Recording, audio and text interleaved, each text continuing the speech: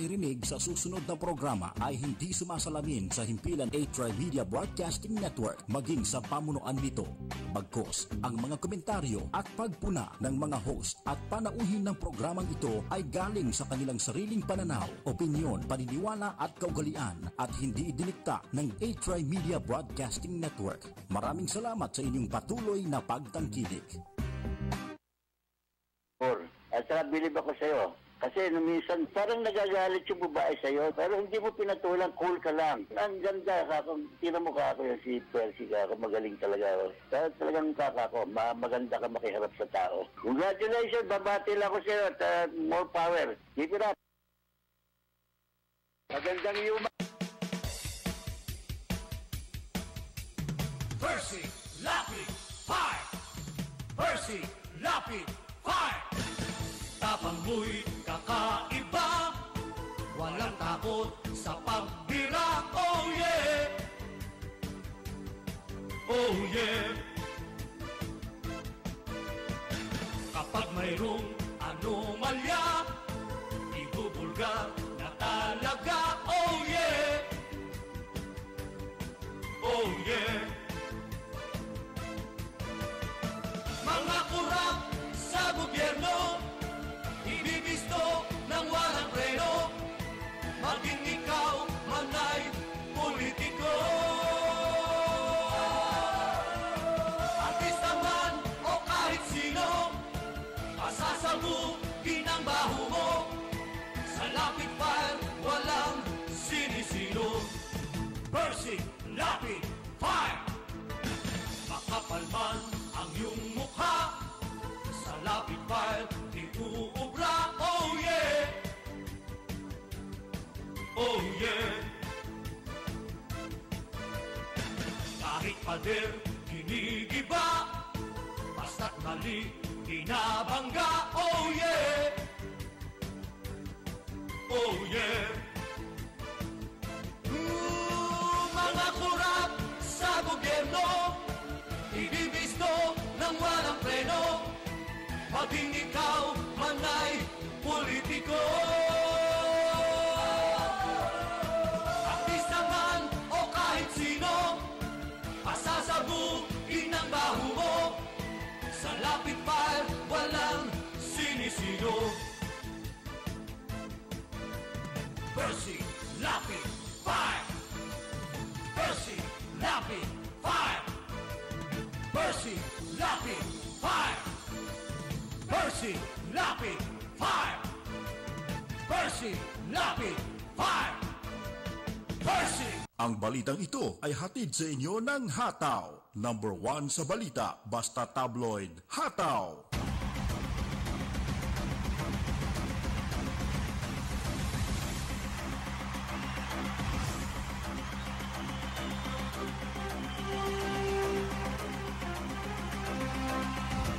Magandang umaga po mga kaibigan.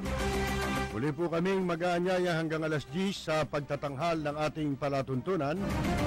Siyempre po marami tayong pag-uusapan. At sa mga nais po naman magbigay ng reaksyon, ng ating pong landline sa ating impilan ay 4120288. O kaya po ay maridi kayo tumawag sa 997-7589. Ito, bibigay ko sa inyo isang number na pwede ninyong padalhan ng inyong mga mensahe, ng inyong mga reaksyon. Ang ating pong cellphone number, 0916-624-0313. Yan po, pwede kayo magpadala dyan. O kaya po ay sa 0917-798-8910. Ito po si Percy Lapid. O naman si Peter Balastak. Ano man po ang inyong pinagkakabalahan, magsama-sama po tayo hanggang alas 10. Balita, impormasyon at mga isyong may kinalaman sa bayan, lahat isisiwalat ng walang takot, lilinawin, hihimay-himayin, matapang, ngunit malalim at makatotohanang komentaryo sa Lapid 5. Lapid 5, kasama si Percy Lapid. Malungkot po yung ating umaga. Kahapon pa pagkatapos ng ating programa, Nabalitaan na po natin na pumanaw na po si dating Senador Miriam Defensor Santiago. Ako po, mga kaibigan, hindi ko alam ba't ako nalulungkot kasi gusto ko rin siya ayaw nating mawala yung mga tao na katulad niya sa gobyerno. Kasi may pakinabang.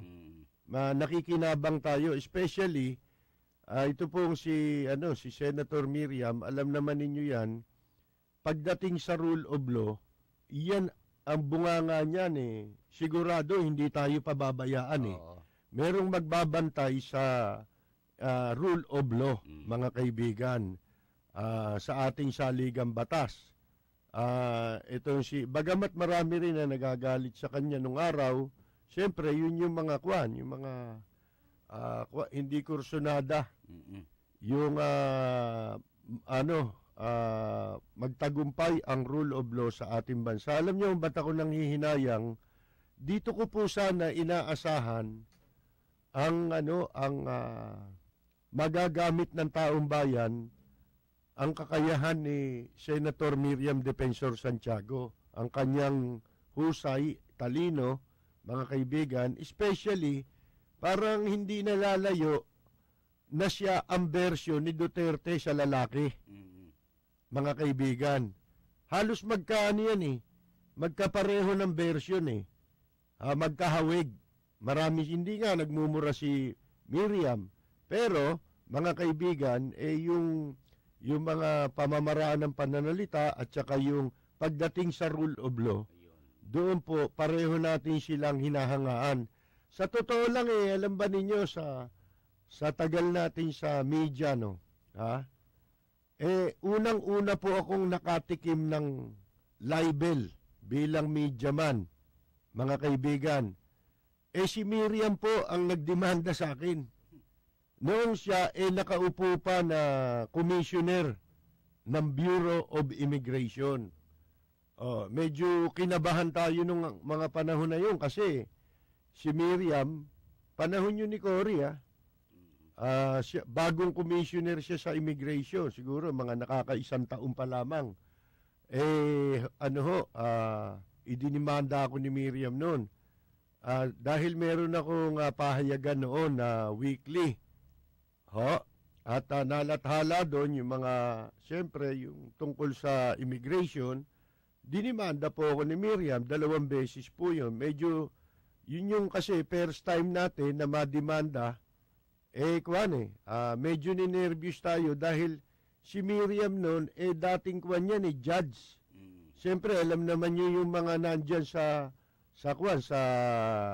ano tawag nito? Judiciary. Sa judiciary, mayroong mga iginagalang na na mga parang camaraderie, mga kaibigan inakala ko lang yun, pero pagdating yun sa piskal pa lang, na-dismiss na yung kaso kahit nag-file pa sila ng motion for reconsideration, yun yung sinasabi ko, malaking kaibahan ngayon. Kasi po, noong araw, yung libel, hindi naman ako nasubpwena nung filean ako ni Miriam ng kaso, hindi ako nasubpwena. Dumating na lang sa akin ang order ng dismissal nung na-dismiss na po yung kaso. Nung basahin ko nabalitaan ko lang na pinailan ako ng kaso dahil may mga nagsabi sa akin na insider doon sa Bureau of Immigration. Pero ang piskal hindi ako tumanggap ng ng subpena na ako pinagsusumite ng counter affidavit. Hindi ka pinatawag. Ang ibig sabihin po, binasa nila. Pinag-aralan nilang mabuti yung kaso. Kung hindi ka na kinakailangan mag-aksaya pa ng pera sa Koreo, mga kaibigan, hindi ka na bibigyan ng ng subpwena, hindi ka na padadalan para paguring ka pa. Dahil dismissible naman yung kaso, wala naman sila nakikitang probable cause. Ngayon hindi. Sa totoo lang, mga kaibigan, ngayon, lintik po ang katiwalian sa Fiscal's Office. Pero sa ibang araw na natin pag-uusapan yan. Ngayon, balik tayo dito kay Senator Miriam Santiago dahil ngayon mas importante siya, di ba? Maraming pinagtatalo ng batas ngayon eh. Siguro masaya kung kasali si Miriam Santiago dyan sa investigasyon kay De Lima eh. Hindi ho ba, mga kaibigan? O kahit wala man siya sa gobyerno, pwede siyang pagkunan ng paghugutan ng kanyang opinyon. Importante. Hindi si ERAP ang kukunan yun ng opinyon. Walang karapatang mag-opinyon yan eh. Dahil mandarambong yan eh. Certified na yan eh. Oh, di ba? Kumpirmado na yan kahit ano pa gawin niya, kahit mamatay pa yan, mga kaibigan. Nasa kasaysayan na yan eh. Pwede niya bang baguhin yung katotohanan? History na. Oh, alam na sa buong mundo yan. Pero tayo po, mga kaibigan, humahanga dyan kahit na gano'n ha. Kaya ko lang na ibabalita, yun ang kaibahan sa hanap buhay natin eh. Sa hanap buhay yun namin, bumabatikos tayo, pumupuna tayo. Pero sa likod ng pagpuna natin, yung mga tao na napupuna, nababanata natin, hindi necessarily galit tayo doon. Mga kaibigan, katulad ni Miriam. Ha? Ang totoo niyan, gustong-gusto ko yan eh. Kaya ako nasabing halos pareho sila ni Presidente Duterte dahil pag nagsalita sila talagang makikinig ka eh. Pakikinggan mo, interesting silang pakinggan. Hindi boring, mga kaibigan. Kaya ultimong yung ito, kaya hahangahan mo si Miriam eh. Ilang henerasyon yung dinaanan niya. Hanggang sa mga kabataan ngayon eh, pag nagsalita si Miriam, hinahangaan siya. Ibig sabihin, malawak talaga. Ha? Yung kanyang mga kaalaman at saka maibabahagi niya sa ating lipunan at sa pamahalaan. Especially yung gobyerno. Kaya bigla tayo nalungkot eh. Biglang parang nagdilim yung panahon eh. Sa pagpanaw po ni Senator Miriam Santiago, bali ba 71 lang siya. 71. No? Batang-bata pa yan, mga kaibigan. Kung tutuusin po ninyo. Kay edad ni Duterte. Pero wala tayong magagawa dahil itinakda yung kamatayan sa tao eh. Isa lang ang nagtatakda talaga niyan eh, mga kaibigan. Pero nakapangihinayang dahil lalo ngayon challenging yan eh. Meron tayong isang presidenteng nakakahawig ng kanyang mga style, mga kaibigan. Pagkatapos, ano kaya kung sakasakaling buhay at malakas ngayon si Senator Miriam Santiago, kung gumaling, halimbawa sa karamdaman niya, at pwede na siya magsalita, ano kaya magiging pananaw? Doon ako doon ako curious eh. Ano kaya magiging stand ni Miriam Santiago sa mga issues ngayon under Duterte administration? Pero si Miriam, tandaan po ninyo, kahit maging oposisyon, mapa-oposisyon yan, mapa-pro administration yan, parehong yun eh. Pareho siyang effective dun eh. Hindi katulad nung iba, effective lang pag bumabanat. Pero pag pumupuri na, wala na po eh. Pag nagtatanggol. Yun yung yun yung kaibahan eh. Iba na, parang nung panahong ni Marcos, ang gagaling magsalita nila Joker Arroyo. Pumanaw na rin yun. Mga kaibigan. Pero nung naupo na kay Cory, wala na. Nawala yung kanyang yung paghanga ko sa kanya eh. Hindi na makadepensa. Hindi na po epektibo. Mas magagaling sila doon sa lang sila yung oposisyon. Pero si Miriam, palibasa kasi, may pinagmulan eh. Bago yan naging immigration commissioner nung panahon ni Cory, judge yan eh. Judge yan. Ibig sabihin, nagserbisyo na siya eh. Parang si Duterte ngayon, piskal naman. Piskal. Hindi ba? Pareho silang may experience sa batas. Kaya masasabi natin kung sila yung mga katulad ni Miriam, halimbawa pa, nabigyan ng pagkakataon si Miriam, sana, na naging presidente. Siguro ibang ibang takbo ng natin eh, ng gobyerno natin eh. Parang Duterte rin, iba. Medyo may similarity pero iba kay Miriam. Oo. Kasi kay Miriam merong pagpapahalaga ng konti sa Rule of law. rule of law. Dito kasi minimisinterpret nung mga tagapagpatupad ni Pangulong Duterte yung kanyang ginagahasa yung mga utos ni Presidente. Halimbawa, tungkol doon sa gera sa droga, hindi na, di ba sinasabi ni Presidente Duterte, against ako dyan sa kwan, sa extrajudicial killing. Ang sinasabi lang natin, na pwede niyong patayin, dahil yun naman nasa batas, yung pagka nasa imminent danger, ang lagay ng isang pulis, nasa panganib. Kung halimbawa, pinaputukan ka, lumaban yung alangan namang ang mabuhay yung kriminal. Mga kaibigan, doon nga gagamitin ng pulis yung kanilang kapangyarihan at karapatan na ipagtanggol ang kanilang sarili, mga kaibigan. Kaso, sinisingitan para lang yan yung listahan ng droga, yung hindi kasali, isinali. Nagkamali tuloy. Kamali. Inamin mo nagkamali. Mabuti kung doon lang tayo nagkamali. Yung ibang napatay na wala naman sa listahan. Paano ho yun? Masasabi ba nating nagkamali? May nagsasabing nagkamali. Yung mismong mga biktima yung mga naiwan ng biktima. Kaya mahirap po kay Miriam, palagay ko, hindi naman mangyayari yun. Pero magiging colorful ang ating gobyerno. Ngayon wala na siya, black and white na lang yung Senado. Wala na.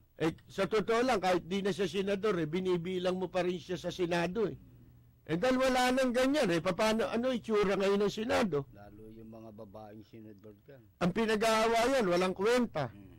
Ang baba ng klase ng labanan, pinabababa yung uri ng labanan, di ba? Katulad ni Trillanes. Pinatayan niya ng mic si Cayetano. Si Cayetano. Hindi ganyan ang hindi ganyan dapat pumustura ang isang senador. Isipin mo nung araw, kagalang-galang, ultimong konsihal ngayon, konsihal, gusto mo sipain di ba? Wala Walang stature Bumaba na. Siguro nagtitinda sa palengke, magiging konsihal. Ibig ko sabihin, ba't ka tumakbong konsihal? Sana nagtinda ka na lang. Di ba?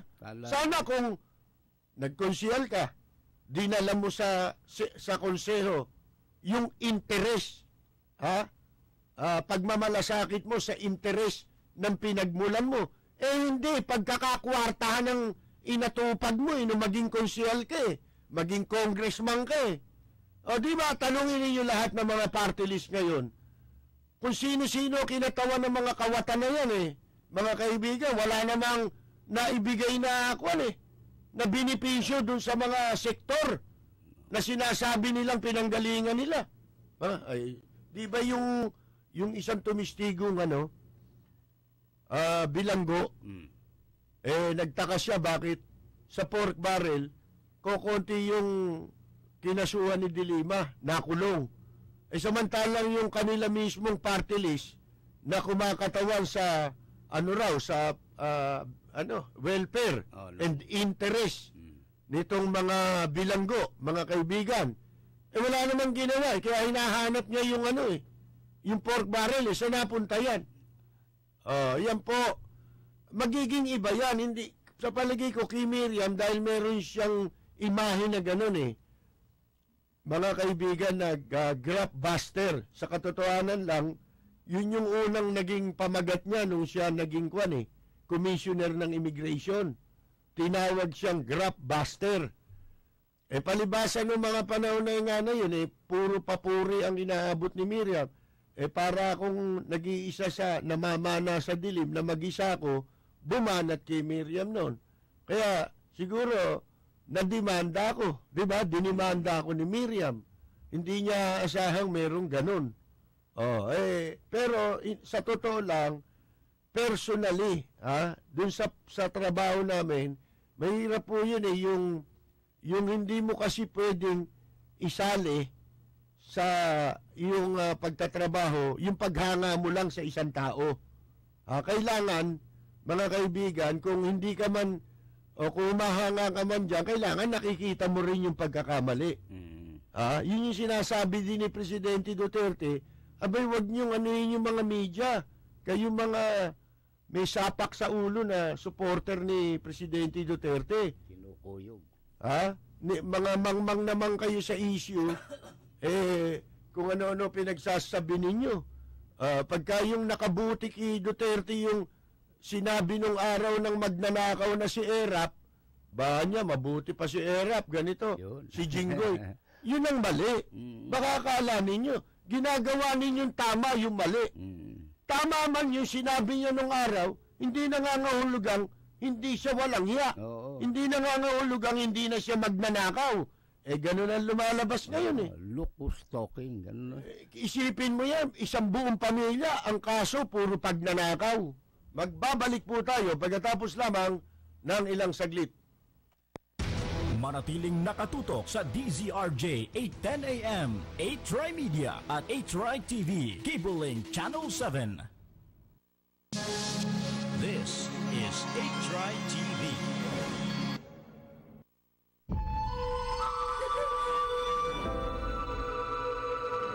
My name is Kubo. I look after my mother mostly. What was father like? He was just like you, strong and so handsome. Ugh, mother. I use magic to tell stories. If you must blink, do it now. About epic battles, warriors, and monsters. But I had no idea my stories were actually true.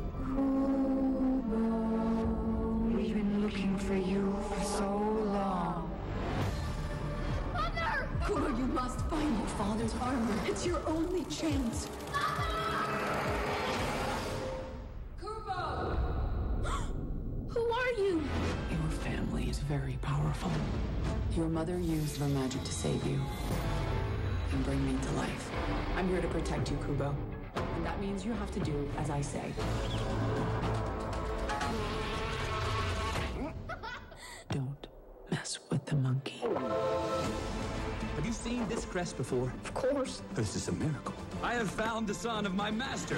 Your quest is now my quest too. We don't know anything about you. Firing an arrow is hardly what I'd call impressive. Literally the first time I've ever done it. Your magic is growing stronger. You need to learn control. Don't touch anything. He did it. I got this. I don't got this. Claim your birthright, Kubo. Give this story a happy ending.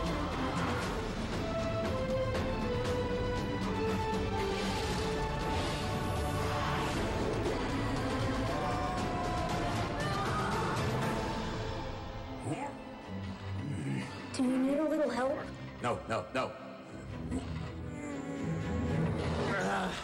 Yes. This program is brought to you by 8 Media Pro Incorporated. Balita, impormasyon at mga isyong may kinalaman sa bayan, lahat isisiwalat ng walang takot, lilinawin, hihimay-himayin, matapang, ngunit malalim at makatotohanang komentaryo sa Lapid 5. Lapid 5, kasama si Percy Lapid. Para naman tumalinat, tali-talino naman yung mga kwan, yung mga supporter ni Presidente Duterte na nagpapanggap na mga may alam, wala namang alam. Ang alam lang kung paano mumurahin yung inaakala nila, kalaban ni Presidente Duterte. Kahit walang ginagawa, basta hindi nila gusto. Pero pag kumampi, kahit magnanakaw, okay sa kanila yun. Ngayon, tuturuan namin kayo. Ito halimbawa, isang issue ngayon na pinag-uusapan po.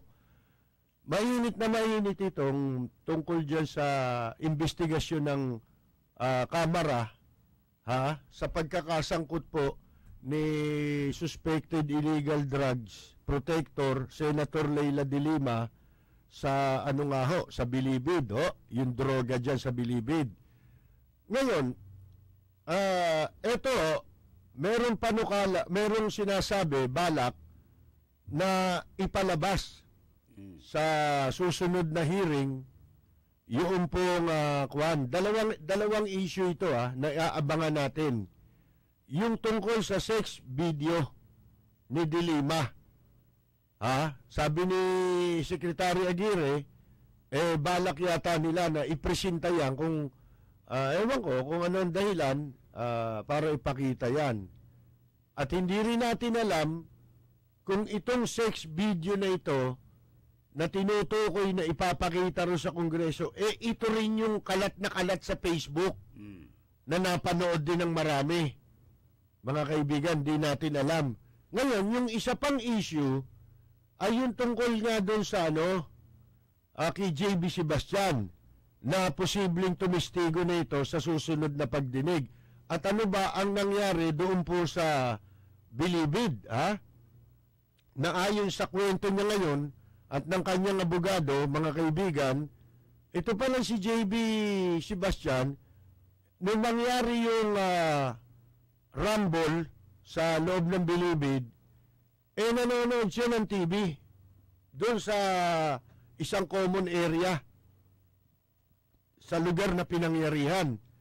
Bigla na lang siya sinaksak ng isang tao at sinasabi niya, yung isang tao na yon na sumaksak sa kanya, tauhan yun nung dating pulis na nanaksak doon sa mga inchik na drug lord. Ibig sabihin, magkasama yun. Kung magkasama yun, ibig sabihin, pinlano. Planado po yung ginawa nilang krimen na yun. Ano ang intensyon nun? Matagal ko na sinabi yan Bago pa nangyari yan,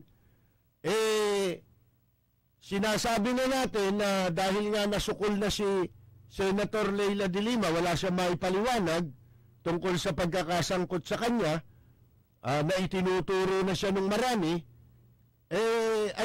mga kaibigan, ano na lang ang option na natitira kay de Lima na kanyang gagawin sa harap ng pagmamatigas niya na o sumailalim sa proseso ng investigasyon sa Kongreso. Ano natitira doon? Ano binabalak niya? Kasi yung araw-araw kang laman ng pahayagan, ewan ko kung hindi masira ulo mo dyan. Paano mo sasagutin isa-isa yan? Ang daming sinasabi laban sa'yo. Ano mangyayari sa'yo kung ganun lang ang gagawin mo? Tingnan mo si Justice Corona. Hindi ba na wheelchair? Oo. Nung bago siya tumestify sa Senate impeachment trial, mga kaibigan, abay, nung dumating doon, naka-wheelchair na Oo. Dahil po, yun ang epekto, yung kahit saan ka magpunta, ikaw ang pinag-uusapan. At yung mga akusasyon laban sa'yo.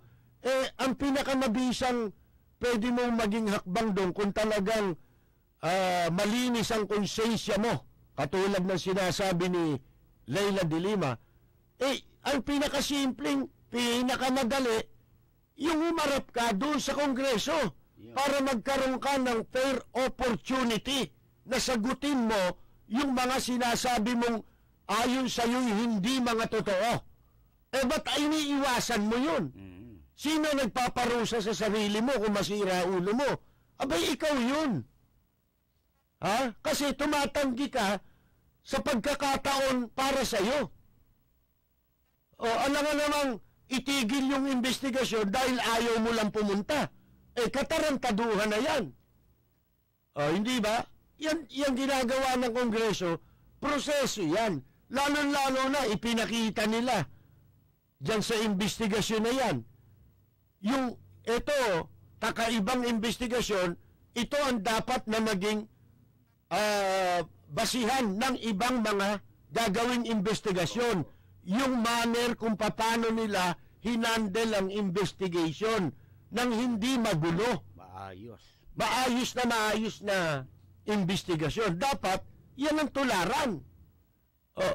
Supposed to be, dapat ganyan naman talaga ang investigasyon kaya lang, ang daming magaling, nagmamagaling, hindi naman magaling.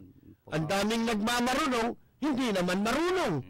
Okay, ito Doon sa issue ng video, Di ba, ginagawa ngayong malaking issue ito ng Liberal Party at saka ng mga kilalang sumusuporta kay De Lima. Bakit ho? Ang sinasabi nila, hindi daw dapat ipalabas yan kung sakasakali dahil yan daw labag sa batas. Ewan natin kung labag sa batas. Basta ang sa akin po, ang tatandaan natin, o kayong mga uto-uto, nagpapanggap lang din kayong mga Duterte. Di ako naniniwala, talagang Duterte kayo eh. Lalo na, nag-uupinyo ng wala sa lugar. Mga kaibigan, nagmumura sa iba para lang masabing Duterte siya. Mga kaibigan, ano dapat niyong mapansin? Meron na silang ginagawang, nagko-consolidate na sila ng effort. Para saan yun? Yun inihahanda na nila para sa isang kilos na gagawin nila upang pabaksakin si Duterte. Yan, tandaan ninyo. Mahina kayo makatunog kasi puro comics ang binabasa nyo. Hindi kayo nagbabasa ng panahon. At hindi kayo maiigsi ang inyong mga pankanda sa mga pangyayari. Bakit o? Ilang beses nang nangyari yan eh. Alam ba ninyo na yung video, kunyari lang yan, tumututol sila. Bakit?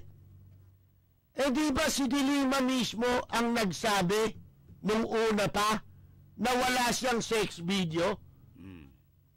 Mga kaibigan? Bakit ngayon tinututulan na lang maipalabas yan? Wala pala. Kung wala naman palang sex video, bakit?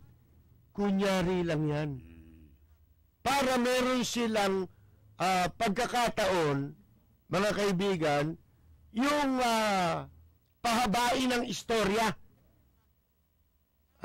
Tsumechempo sila, baka pag pinahaba nila itong istorya tungkol sa video, iskandal ni De Lima, mga kaibigan, makakakuha sila ng simpatya. Unti-unti, may mga taong magdadalawang isip na. Magdududa na, o kaya, maiipon nila yung mga tao nila, habang kinokontra nila kunyari yung paglalabas ng video. Nangyari na yan eh. Sa envelope ng Jose Velarde account, nawala pala ng laman. Palibasa kasi mga maiigsi, pantanda ninyo. Pero hindi nangangahulugang hindi si Erap hindi nagnakaw. Nagnakaw nga siya. Mga kaibigan, napatunayan nga eh. Hindi ba? Dahil yung Velarde account, yun ang pinagtaguan niya ng pera, siya pumirma mismo ron. Iniba niya yung pangalan niya. Nag-assume siya ng ibang pangalan, Jose Velarde, para hindi matuntun yung pera. Yung mga pinagnananakaw niya, pinagdadambong niya, doon niya pinasok. Pinakawalang yung taong nabubuhay ngayon si Erap. Baka kala ninyo, walang kahihiyang tao yan. Ang buong pamilya niya, walang kahihiyan. Nakulong na't lahat. Ayaw pang tumigil sa pagdarambong, mga kaibigan. At ang winawalang yan nila, hinuhut-hut niyang animal na yan, yung dugo ng mga mahihirap na vendor. Kung sino yung mga mahihirap, yun ang kanilang sinisip-sipan dugo. Yun. Sawete nga eh, di ba? Kumbaga Dracula ito eh. Oo. Dugo ang sinisip-sip nito. At pag wala na itong masip-sip, pati yata napkin ng babae na ginamit sisip-sipin ito, dugo. Dugo yun eh. Oo, isipin mo yung wetling, mga mahihirap ang tumataya doon. Pati yun, no? Ngayon, ito, balikan natin yan. Makikita ninyo, ito isang ploy. Ako si De Lima, sabi mo, wala kang video. Ako, personally, kung ang tinutukoy nilang video, yung lumalabas sa Facebook, na nagsesex, nakadapa pa. Nagdo-dog style. Dinodog style yung yung kamukha ni Dilima. Hindi naman si Dilima yun eh. Ha? Kahawig lang eh. Yung lalaki, negro eh. Hindi, itim. Mulato, yung lalaki, mulato. Oh, mga kaibigan. Kung yun ay ipapakita nyo, hindi si Dilima yun. Baka merong iba. Yun. Oh, kung merong iba, that is another story. Pero, sabi ko nga sa inyo, si Dilima mismo nagsabing wala siyang video. So, walang dapat na harangin. Kung may magpapalabas ng video, di ba? Wala kayong dapat harangin. Bakit nila ginagawa yan? Kasi ito ang issue para simulan nila ang paghakot ng simpatya ng publiko na magpupunta sa EDSA. Yan na naman yun eh, mga kaibigan eh. Napanood na natin yan eh. Ngayon, nagtataka ako, yung mga tumututol na kababaihan, hindi naman sila yung nasa video, ba't kayo tumututol? Kung labag sa batas yan, yung involved dun sa maaapektuhan ng pinalalabas nyo, yun ang dapat magreklamo. Hindi naman nagreklamo si Dilima eh. Kayo tumututol eh. Hindi naman kayo yun. O bakit yung kay Katrina Halili na imbestigahan ng Senado? Ha? Binuhusan pa niya po ng tubig si Hayden ko. Di ba?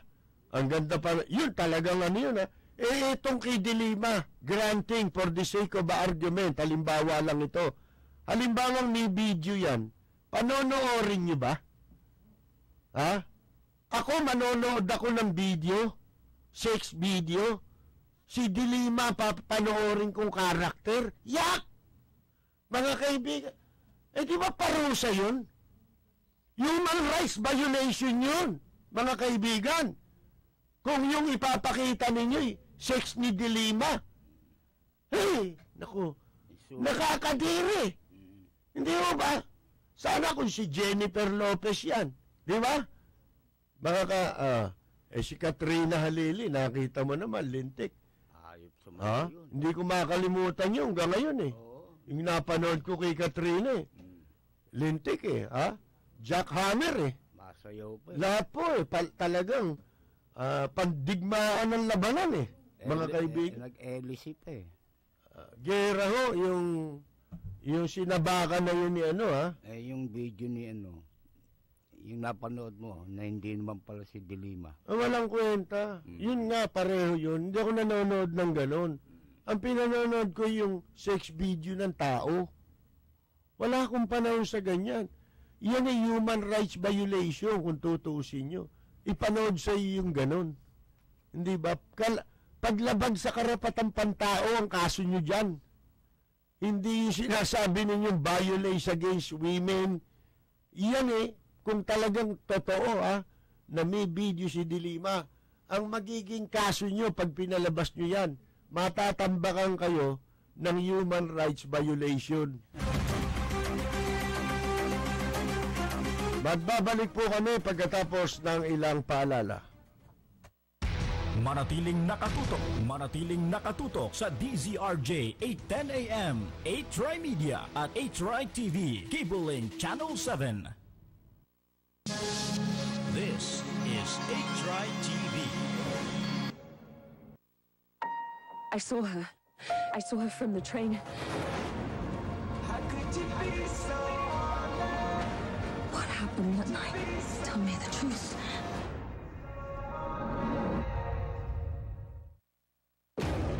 Some men to help us fight an army.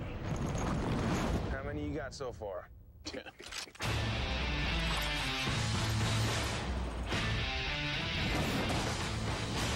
I've always wanted to blow something up. Let's do it.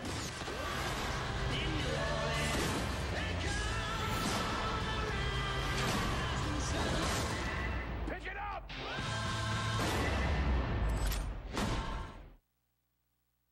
This program is brought to you by 8 Media Pro Incorporated.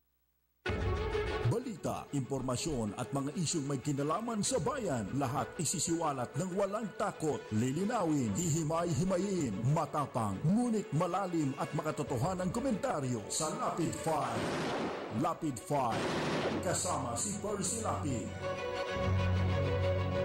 Yung inyo po napakinggan si Tala yun. Kamali ako. Andiyan na si Mayor Lim. Oo, mga kaibigan pakinggan ho natin.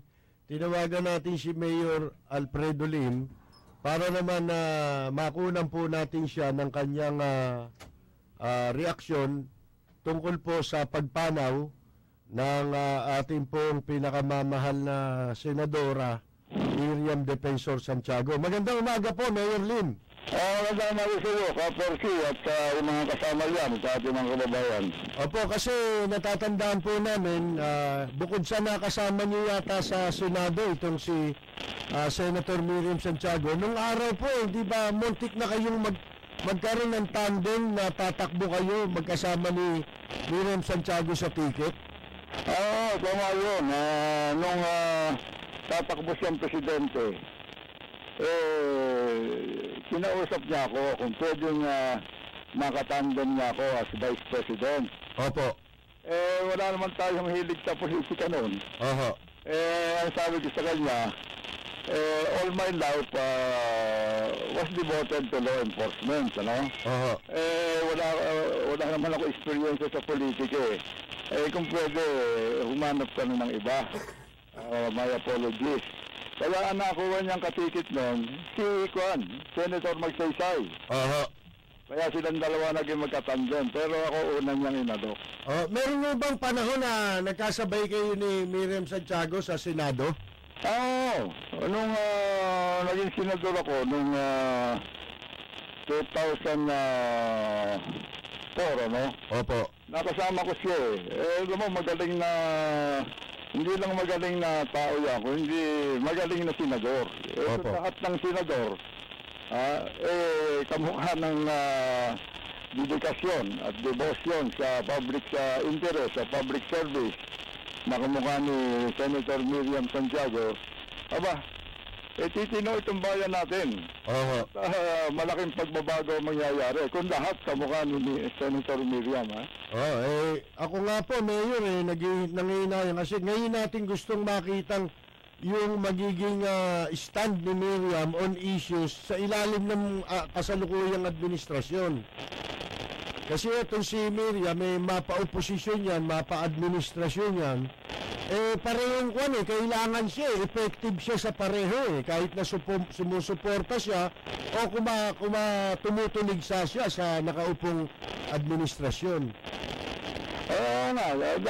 Kasi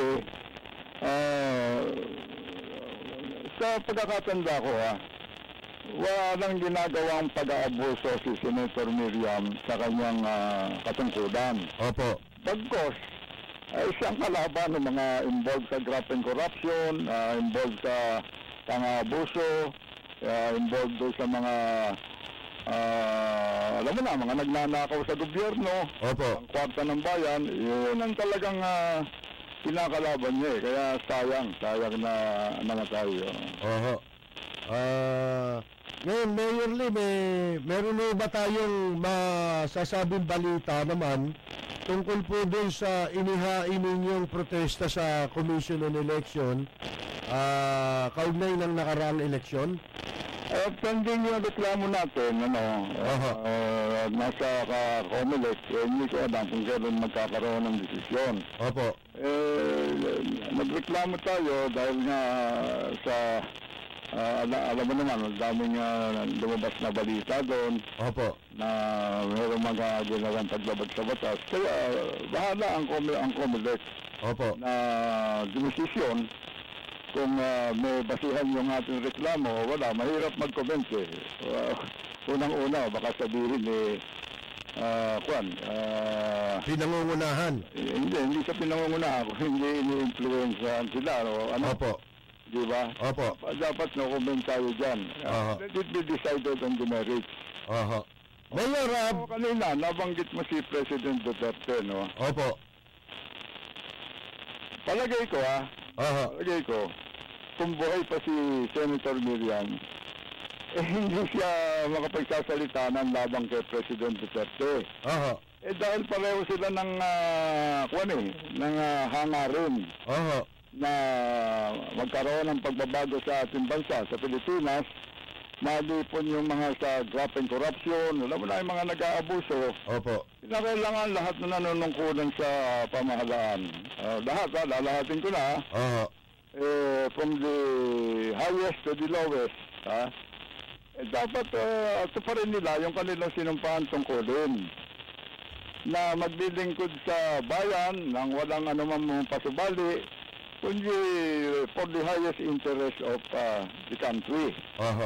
Ganoon ang dapat kamukha ni President Duterte, kaya sinabi ko sa iyo, baka hindi magbigay ng pananalita si Senator Miriam dahil pareho sila ng adhikain kumbaga sa radyo yan honest governance. Para radyo lang yan, isa frequency. Oo nga, ibig sabihin, dapat lahat ng mamamayan, panahon na para suportahan itong si President Duterte. Opo. Ano siyang ginagawa na pang-aabuso o yung mga napapatay. Sinabi niya, aksyonan ninyo yung mga drug lords na yan, drug pusher. Opo. Bahala naman yung PNP na tuparin ang kanilang tungkulin. Hindi ba? Opo. Dahil yan, nakipagperhisyo yan. Kung natandaan mo, nung ako'y nakaupo, ang pinaka,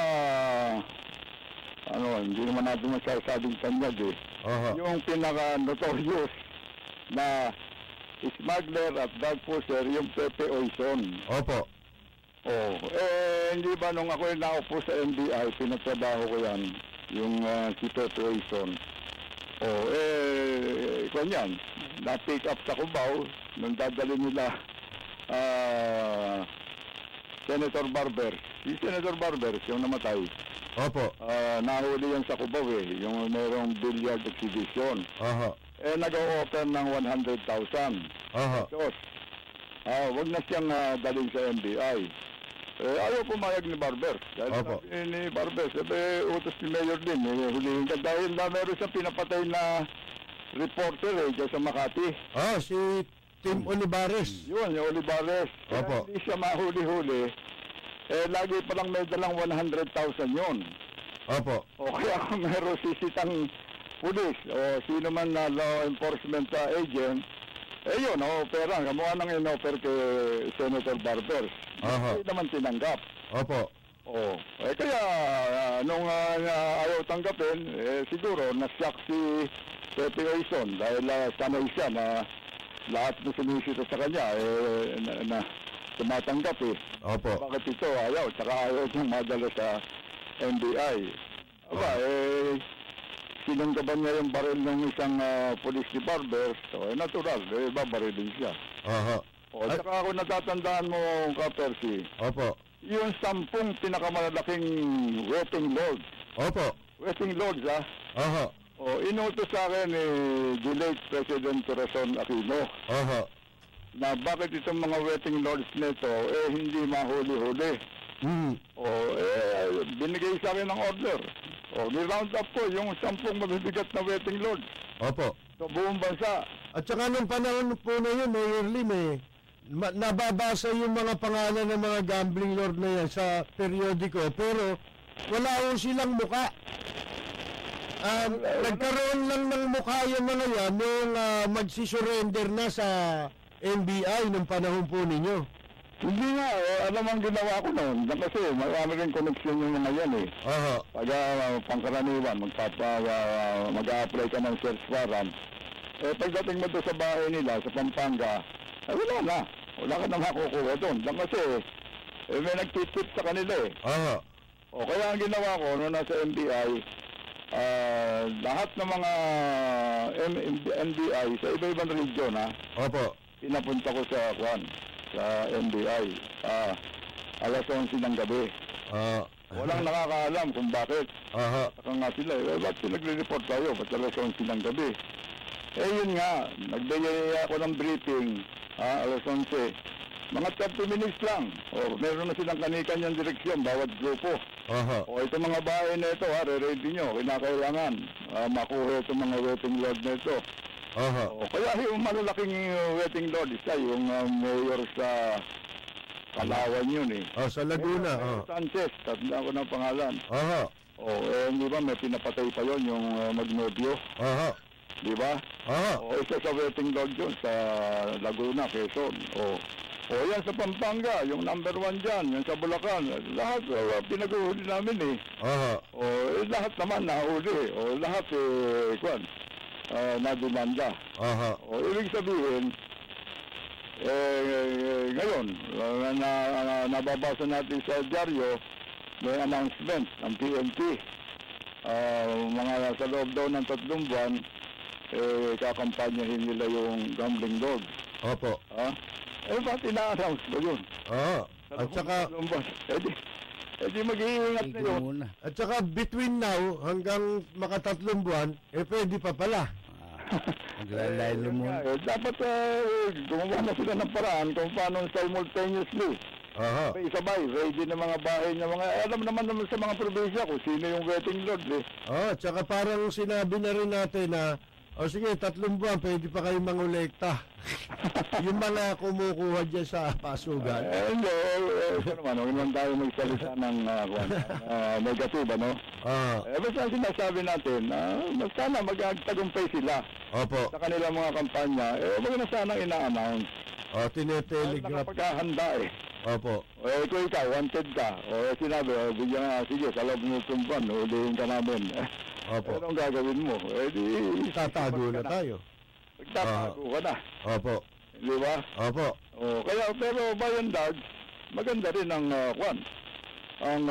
accomplishment ng PNP. Di ba marami silang napapatay? Yung mga napapatay naman, dumadaban eh.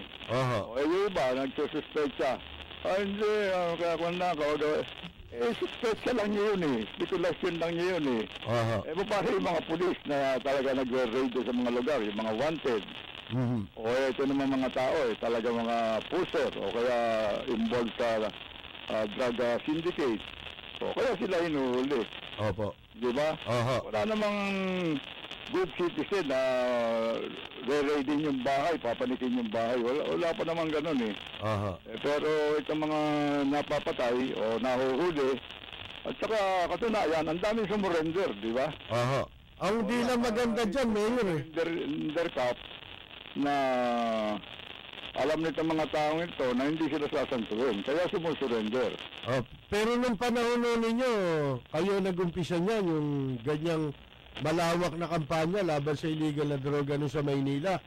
Ang naging problema natin, Mayor, paano ito? Baka dyan din mauwi itong mga pagsisikap ng pamahalaan nyo. Pagdating naman sa hukuman, natalo kayo, di ba, Mayor, doon sa... Hindi ba pinagpinturahan ko pa yung mga bahay niyan? Yung mga dog pusher, binigyan ko yan ng ultimatum. Ng ultimatum eh. Sabi ko, within 24 hours, lumayas kayo sa Maynila. Kasi nga, si His Eminence, Cardinal Sin, na magmisa doon sa St. Joseph Church, nandun kami. Sabi ni Cardinal Sin, nagsusumbong sa kanya yung mga magulang dahil yung kanilang mga anak, nagiging addict na at nagiging problema sa pamilya. Sabi sa akin, kaya mo bang aksyonan ito? Sabi ko, titignan natin yung Eminence. Sa loob na simbahan, So, nagsisermon si His Eminence, Cardinal Sin, kaya pumanik pa ako doon sa altar eh. Sinabi ko, titignan namin. Kaya sinabi ko kagad kay General Obdani, Chief of Police eh. Nandun din eh. Kaya nandinig mo nahamon tayo ni Cardinal Sin. Ginakailan lahat ng mga drug pusher. Patawag mo lahat yan. Tinawag namin lahat. Sinabi namin, kayo tumigil na kayo dyan sa kalokohan ninyo. Pag hindi kayo tumigil, meron kayong kararatnan. Pagdating ng alas 12 ng gabi, naglayasan nagtatawagan yung mga tao. Na tuwan-tuwa sila umalis na yung salat sa kanilang lugar, ano? At ang daming sumulat, ang daming tumawag sa telepono na nung malaman nila, natotohanan na yung kampanya dito sa kriminalidad, nagbibigay sila ng mga impormasyon. O kaya nga, doon na umpisahan yung paglalagay ko yung pinipinturahan ko yung bahay. Na beware, in this house lives so and so, who is involved in such criminal activities. Kaya naglayasan eh. Pero merong kumwestiyon nun, Mayor, di ba ho, sa husgado? Ano? Kinwestiyon yung inyong ano na yun? Nadimanda ko eh. Hindi bali tayo madimanda, basta tinutupad natin yung tungkulin. Okay, Mayor, baka pwede namin kayong kunan ng inyong mensahe. Kaugnay nga po dito kay pumanaw na Senator Miriam Defensor Santiago. Una-una, sa kanyang asawa, si June Santiago, taos puso kaming nakikiramay sa pagyao ni Senator Miriam Santiago. Malaking kawalan yan sa ating bayan, sa ating pamalaan. Sana, yung pagkamatay ni Senator Santiago at yung kanyang naging record na laban sa anumang uri ng graphing corruption at pagmamalabis sa tungkulin ay pamarisan ng mga nanunungkulan, whether national, local, o members ng Congress. Lahat na. Lahat kayo, kabisaduhin nyo yung oath of office ninyo nung kayo manungkulan at tuparin ninyo nakasaad doon. Kasi yun, nakabisa ninyo at ginawa ninyo, lilinis ang ating gobyerno. And we wish President Duterte all the best. At sana magtagumpay siya sa kanyang adikain na mabigyan tayo ng clean and honest government. Ayun. At ang lahat ng tao, sumuporta naman sa kanya. Okay, maraming salamat po, Mayor. Maraming salamat, Kapersi. Opo, yun po mga kaibigan, si Manila Mayor Alfredo Lim. Tayo ng ilang text dito sa bago natin binigay na number, may mga nag-text kagad eh. Babatiin natin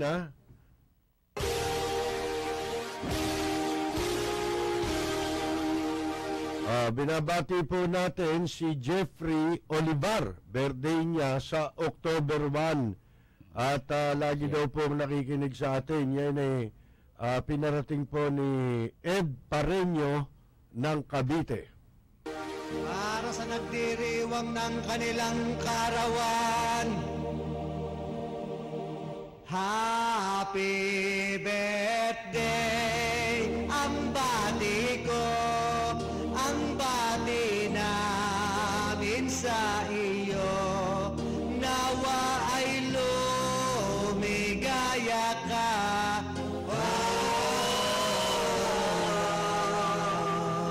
At abutin mo pa sana ang maraming kaarawan.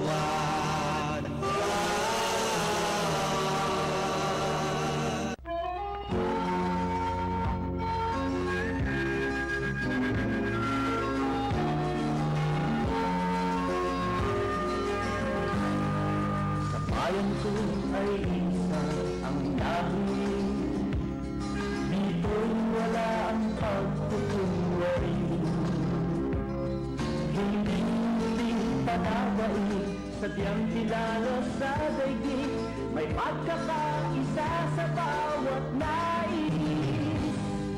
Ang bayan ko'y... Mga kaibigan, kami po'y pansamantalang muling magpapaalam. Ito po si Peter Talasta. Pasensya na po sa mga text na hindi po natin nabasa. Bukas po alas 11 ng gabi hanggang alauna ng madaling araw, ang live jamming ng inyong lingkod kasama po ang mga mahuhusay nating musician at mga entertainers. Ito po naman si Percy Lapid, ang tabayanan po susunod agad ang programang Kasanggamo ang Langit ni Ray Langit. Maraming salamat. Magandang Yumaga, Laila de Lima. Mahal sa'yo.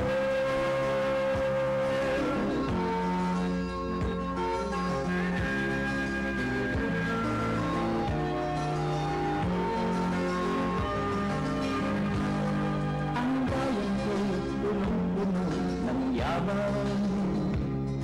Bakit ito'y kailangan pang iwanan? Hindi nga bang anong sarap mabuhay ng buong ganap?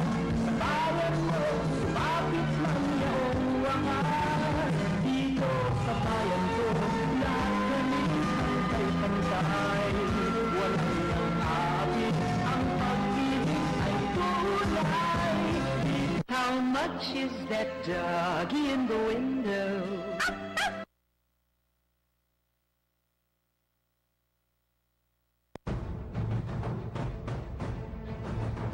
Mga pangunahing balita at impormasyon na dapat ninyong malaman, mga kabulukan, pasisingawin at isisiwalat sa Lapid Fire. Makabuluhan at makatotohanang komentaryo para sa kapakanan ng bayan. Ihahatid sa inyo ni Percy Lapid, Lunes hanggang Biyernes, alas 9 hanggang alas 10 ng umaga. Samahan si Percy Lapid sa Lapid Fire dito sa DZRJ 810, hatid sa inyo ng 8 Tri-Media Broadcasting Network. 8 Tri-Media Pro Incorporated.